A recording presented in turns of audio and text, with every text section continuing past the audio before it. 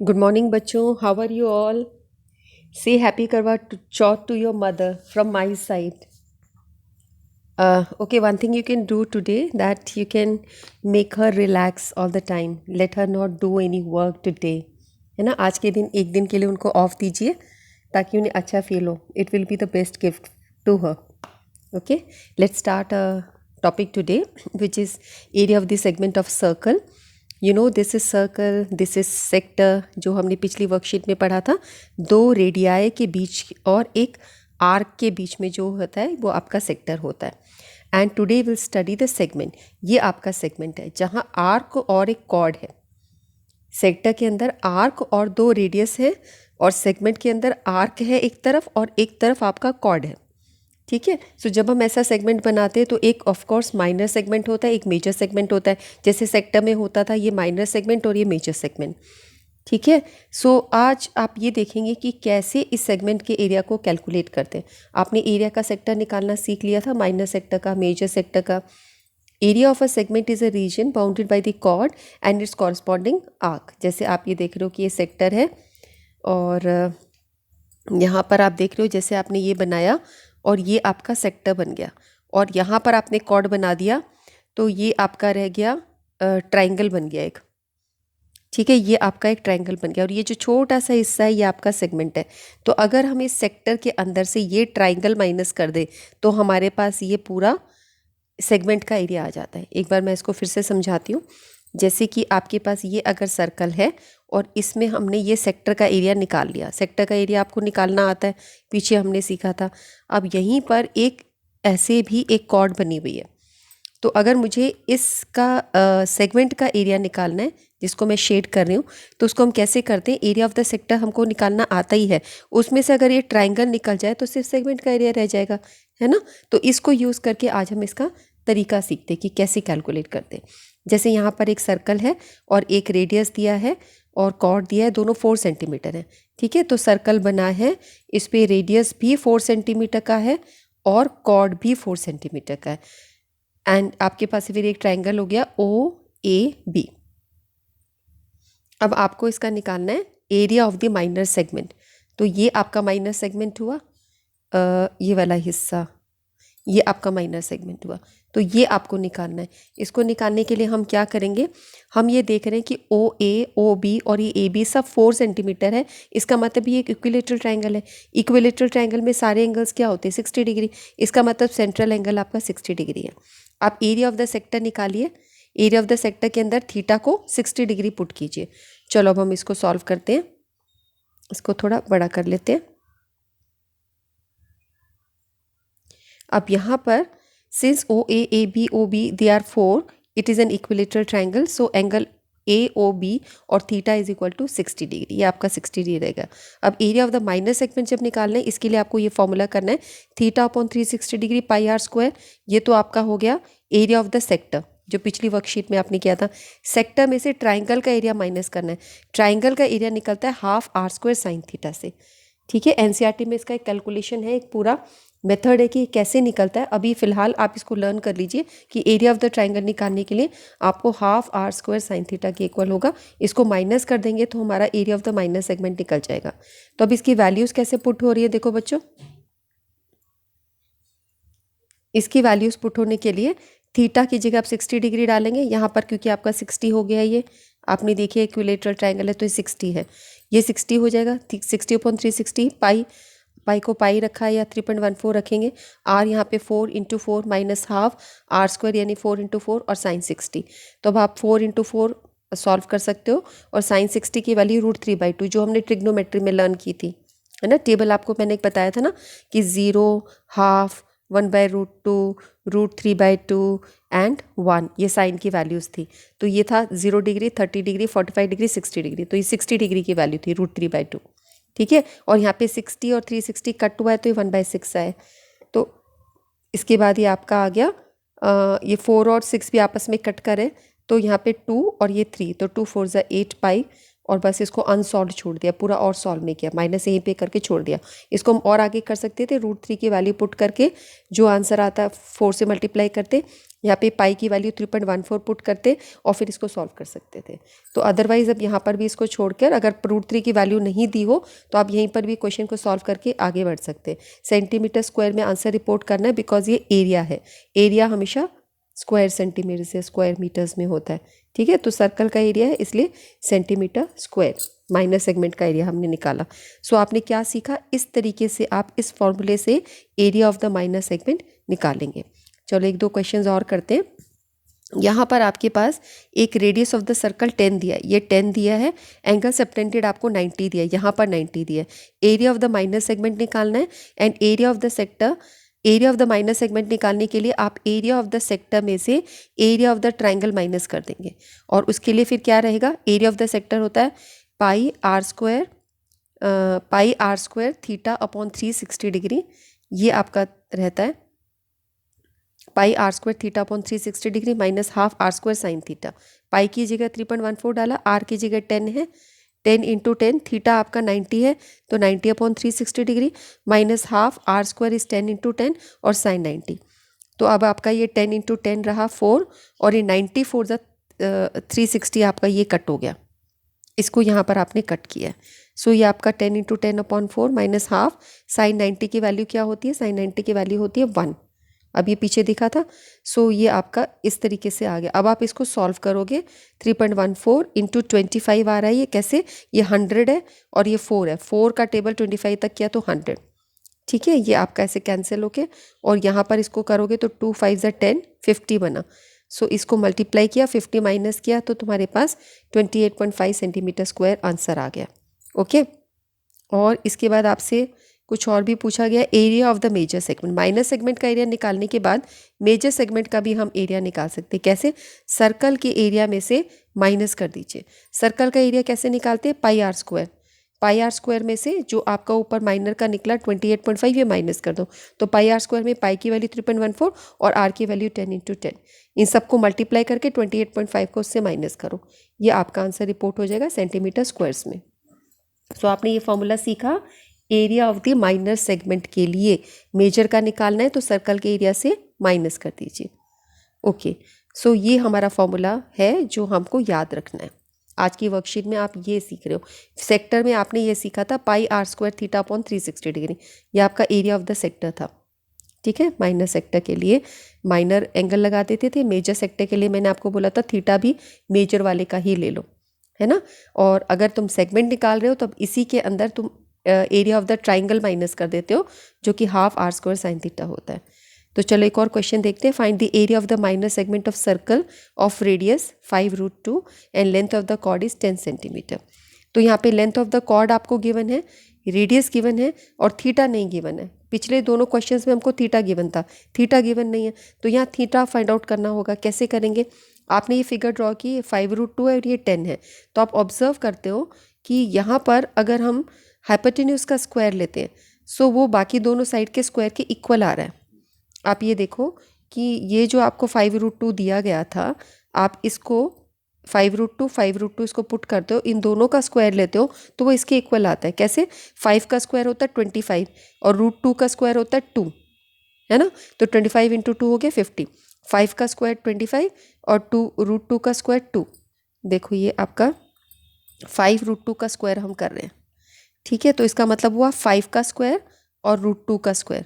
सो 5 का स्क्वायर तो हो गया 25 और √2 का स्क्वायर हो गया 2, तो ये तुम्हारे पास 50 आ गया, है ना, ये 50 आ गया। इस तरीके से हम देख रहे हैं कि दो साइड्स का एडिशन, दो साइड्स के स्क्वायर्स का एडिशन तीसरी साइड के स्क्वायर के इक्वल आ रहा है। इसका मतलब यहाँ पाइथागोरस थ्योरम लग रही है और ये जो एंगल है ये तुम्हारा 90 डिग्री होना चाहिए।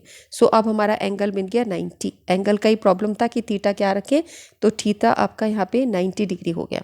सो अब हम इसको पुट करेंगे, area of the sector OABP minus area of the triangle OAB, और जो हमारा फॉर्मूला होता है pi r square theta upon 360 degree minus half OA into OB, और इसको आप सीधा half r square sine theta भी लिख सकते हो जैसा भी पिछले क्वेश्चंस में हमने करा है।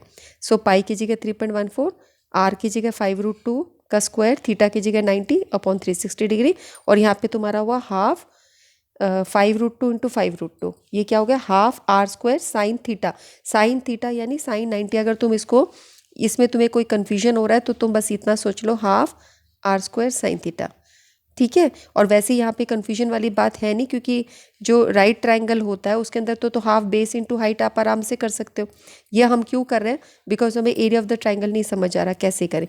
पर राइट ट्रायंगल में तो बेस और हाइट दोनों पता होती है, तो वो आप इजीली निकाल सकते हो, because area of the triangle is half base into height, और ये half r square sine theta भी आपका एरिया ऑफ द ट्रायंगल है। तो अगर तुम इस पे चलते हो तो हाफ आर स्क्वायर, हाफ ये हो जाएगा, आर स्क्वायर ये हो जाएगा, आर स्क्वायर हो जाएगा, और ये साइन थीटा की जगह साइन 90 जो कि तुम्हारा 1 होता है, तो ऑटोमेटिकली ये चीज़ आ जाएगी। तो आप जैसे भी देख लीजिए, ये माइंड में क्लिक करता है तो इससे कर लीजिए, या half r square sine theta से कर लीजिए। सो अब इसको यहाँ पे हमें सॉल्व करना है। इसमें कैलकुलेशन पार्ट बहुत ज़्यादा होता है। 5√2 को वैसे ही सॉल्व करोगे 50 आया। अब यहाँ पे देखो 52 ज़ा 100 कैंसिल कर दोगे, और ये कुछ कैंसिल होता है, इसको कैंसिल करोगे तो 157/4 आ गया, -25, या एलसीएम लोगे, ठीक है। और उसके बाद ये आपका आंसर आ जाएगा। ओके, इस तरीके से हमने area of the minor segment निकाल लिया। अब यहाँ पे हमारा पहला क्वेश्चन है, अ cord of a circle of radius 5 centimetre subtends an angle of 45 degree at the centre. 5 centimetre radius है, 45 डिग्री एट द सेंटर है, find the area of the minor segment. ये जो ऑरेंज कलर का shaded portion है, इसका area निकालना है, जो कि माइनर सेगमेंट है। सो हम पहले फॉर्मूला लिखेंगे, pi r square theta upon 360 degree minus half r square sine theta. Pi की जगह 3.14 पुट किया, आर की जगह 5, क्योंकि रेडियस हमें 5 दे रखा है, 5 × 5, थीटा की जगह 45 डिग्री ये हमें गिवन है, upon 360 degree, minus half r square हो गया 5 स्क्वायर, और ये हो गया साइन 45, 3.14, ये आपका 45, 8 ज़ा 360 सीधा कट जाएगा, 45, 8 ज़ा 360, ठीक है। सो तुम्हारे पास 3.14, 5 × 5 25 डिवाइडेड बाई 8, माइनस हाफ 5 का स्क्वायर 25, साइन 45 हुआ 1/√2, ठीक है। अब हम इसको आगे और सॉल्व करते हैं। ये जब तुम्हारा 25 हम देख रहे हैं, 25 दोनों जगह आ रहा है, तो 25 को मैं कॉमन निकाल सकती हूँ, और यहाँ पर 8 है, यहाँ पे 2 है, तो 25/2 अगर मैं कॉमन निकाल लूँ तो ये तुम्हारे पास बन जाएगा equal to, this will be equal to 25/2, और 3.14 अपॉन वो 8 था ना, तो 4 लिख देते, तो 2 4 ज़ा आपका 8 बन जाएगा, ठीक है। और यहाँ पर तुम्हारा 1/√2 सिर्फ रहेगा, बिकॉज पीछे आपका था 25 ये आपकी चीज़ ऐसे थी, ये तो बाहर कॉमन निकाल चुके, 1/√2 आपका सिर्फ रह गया, ठीक है। ये हमने कॉमन निकाल लिया। अब इसके बाद हम क्या सॉल्विंग करें, इसके बाद हम ऐसा करते हैं, यहाँ पर √2 को एलसीएम मेथड से इसको सॉल्व करते हैं। 25/2 ये आपका हुआ 3.14 माइनस 2√2 अपॉन 4 आ गया, ठीक है। ये क्या करा है हमने, इन दोनों का एलसीएम आया 4, तो 4 आया, तो √2 यहाँ पे रह रहा है, तो आप इसको 4 को √2 से डिवाइड करोगे तो आपके पास क्या बचेगा, 2√2 बचेगा। कैसे देखो बच्चों, 4 के अंदर क्या है, 2 × 2, और अगर एक 2 को तो ऐसे ही रखो, इसको हम √2 × √2 लिख सकते है ना। तो एक 2 है और एक √2 है, एक √2 ये था, तो आपके पास 2√2 बचा। ओके, सो ये आपके पास, अब नेक्स्ट हम इसको करेंगे, एलसीएम ले लिया। ये मैं बता रही हूँ अगर आप कंप्लीट सॉल्व करना चाहो तो, ठीक है। नहीं तो आप इसको, अगर थीटा की वैल्यू नहीं दी तो आप यहीं पर इसको, इनको मल्टीप्लाई करके 8 से डिवाइड करके, और इसको मल्टीप्लाई करके 25/2√2 करके यहीं छोड़ दो। पर और आगे सॉल्व करते हो तो वो मैं तरीका बता रही हूँ। यहाँ पर भी इनको, इतने पोर्शन को तो तुम्हें सॉल्व करना आता ही है, ठीक है। इस पोर्शन को माइनस करके जैसे वर्कशीट में करा वहाँ छोड़ दीजिए, नहीं तो ये ऐसे सॉल्व हो सकता है आगे, ठीक है। अब इसके अंदर 25/2, और अब हम यहाँ पर वैल्यू पुट कर देते हैं। बहुत बार वो बोलता है कि √2 की वैल्यू होती है 1.414, ये वैल्यू होती है, तो ये आपको याद करने की ज़रूरत नहीं है, ये आपको दी जाएगी। √2 इज़ 1.414 या 1.41 बोल देते हैं। तो अब ये आगे आपका सॉल्व होगा 25/2, और ये 3.14, ये 2 से मल्टीप्लाई होके 2.828 हो जाएगा अपॉन 4। अब यहाँ पे हम इसको माइनस कर देंगे, सो आपके पास आ जाएगा 25/2, और ये होके माइनस आ जाएगा 0.312 अपॉन 4। ये डेसिमल्स को तुमने माइनस किया है, 3.14 में से 2.828 ऐसे करके माइनस किया, 8 यहाँ 0 ऐसे लाके यूँ माइनस करके देखा आपने, तो 0.312 आएगा। सो ये आपके पास नेक्स्ट बना। अब हम इसको यहाँ पर इनको मल्टीप्लाई कर देते हैं, कुछ कैंसिल होता है तो कैंसिल करो। सो हम ये देखते हैं कि हमारा नेक्स्ट बनता है, इनको मल्टीप्लाई करेंगे तो 7.8/8, और अब हम इसको डिवाइड करेंगे तो 0.975। फिर अब आंसर रिपोर्ट करना है तो सेंटीमीटर स्क्वायर्स में ये आपका माइनर सेगमेंट का एरिया हो गया। ठीक है, ये चीज़ ऐसे हो गई है। ओके, सो अगर मैं आपको ये बोलना चाह रही थी कि अगर √2 की वैल्यू गिवन नहीं है तो आप ये भी कर सकते हो, इनको मल्टीप्लाई किया 8 से डिवाइड किया, एक नंबर आ जाएगा -25/2 √2 करके उसको छोड़ दीजिए। ओके, नेक्स्ट हम क्वेश्चन लेते हैं। नेक्स्ट क्वेश्चन है, chord of a circle of radius 15 centimetre subtends an angle of 60 degree at the centre. तो जैसे कॉर्ड है और रेडियस है 15 सेंटीमीटर, ठीक है, ये 60 डिग्री सेंटर पे कर रहा है, ऐसे है। Find the area of the minor and major segment. Area minor segment और मेजर सेगमेंट का आपको निकालना है, और यहाँ पर आपको पाई की वैल्यू दी है और √3 की भी वैल्यू दी है। तो चलो अब इस क्वेश्चन को करते हैं। इसको करने के लिए जैसे ये हमने एक पिक्चर लगा रखी है, सेम क्वेश्चन है वो। तो आपको पता है कि area of the minor segment कैसे दिया जाता है, ½ R²। अब यहाँ पे R² को कॉमन निकाल दिया। जैसे आपका जो फॉर्मूला था बच्चों, जो हमने अभी बताया था, उसको हम और सिंप्लीफाई कर सकते हैं। कैसे, आपके पास ये है πr² θ/360 डिग्री -½ R² sin θ, ये है। अब ये R² दोनों जगह है तो इस और R² को आप बाहर कॉमन निकाल सकते हो। तो πθ/360 डिग्री माइनस sin θ, ठीक है, ये है ना, sin θ/2। तो अब इसको 2 करने के बजाय हमने क्या करा, हाफ को भी बाहर कॉमन निकाल दिया, तो -2 sin θ ऐसे करके हो सकता है, या हाफ को ऐसे छोड़ दीजिए, R² को ही कर दीजिए, तो sin θ/2।